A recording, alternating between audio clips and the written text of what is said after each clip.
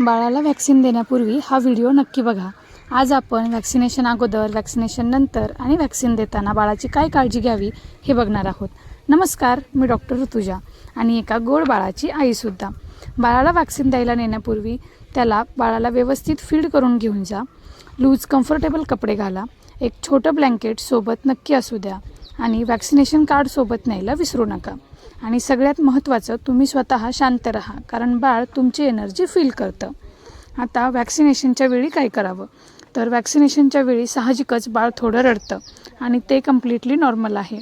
बाळाला जेव्हा इंजेक्शन द्यायचं आहे तेव्हा बाळाला प्रॉपर होल्ड करा, कारण बाळाला जर आईच्या कुशीत असेल तर बाळ शांत आणि रिलॅक्स राहतं। बाळाला आईनं व्यवस्थित मांडीवर घेऊन बसलं तर बाळ कम्फर्टेबल राहील आणि व्हॅक्सिन देताना त्याला त्रास थोडा कमी होईल।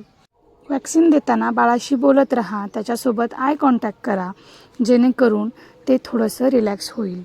आता आफ्टर व्हॅक्सिनेशन काय काळजी घ्यावी हे आपण आत्ता बघूयात। आणि माझ्या मते हा सगळ्यात मेन टास्क असतो, कारण व्हॅक्सिनेशननंतर बाळाला ताप येऊ शकतो, त्यामुळे टेन्शन घेऊ नका। डॉक्टरांनी जे कुठले औषधं प्रिस्क्राईब केले असतील ते व्यवस्थित डोसनुसार बाळाला द्या। इंजेक्शनच्या जागी थोडीशी सूज येऊ शकते, लालसरपणा वाटू शकतो, हेही नॉर्मल आहे। बाळ थोडं स्लिपी किंवा जास्त चिडचिडं होऊ शकतं, तेही नॉर्मल आहे। पण बाळाचं फीडिंग दर 2 ते 3 तासाला चालू ठेवा, कारण या काळामध्ये हायड्रेशन सगळ्यात जास्त महत्त्वाचं आहे। इंजेक्शन दिलेल्या जागी थंड कापडानं शेकू पण शकता। जर बाळाला ताप खूपच जास्त वाटला, बाळ अजिबातच दूध घेत नसेल किंवा खूप अनयुज्युअल वाटत असेल तर डॉक्टरांना नक्की दाखवा। मला माहिती आहे, व्हॅक्सिनेशनचे ते 2 दिवस प्रत्येक नवीन आईसाठी खूप टफ असतात।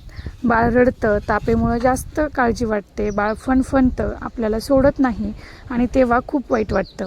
फिजिकली आणि मेंटली ते 2 दिवस चॅलेंजिंग असतात, पण बाळाच्या आरोग्यासाठी व्हॅक्सिनेशन पण तेवढंच महत्त्वाचं आहे। म्हणून स्ट्रॉंग राहा आणि स्वतः स्ट्रॉंग राहिलात तर आपल्या बाळालाही स्ट्रॉंग एनर्जी प्रोव्हाइड करू शकता। म्हणून स्वतः शांत राहा आणि बाळालाही काम एनर्जी द्या। बाकी व्हिडिओ आवडला असेल तर लाईक करा, शेअर करा आणि अशा छान व्हिडिओजसाठी चॅनलला नक्की सबस्क्राईब करा। आपण भेटूयात पुढच्या व्हिडिओमध्ये। आणि हा व्हिडिओ शेवटपर्यंत बघितल्याबद्दल खूप खूप धन्यवाद।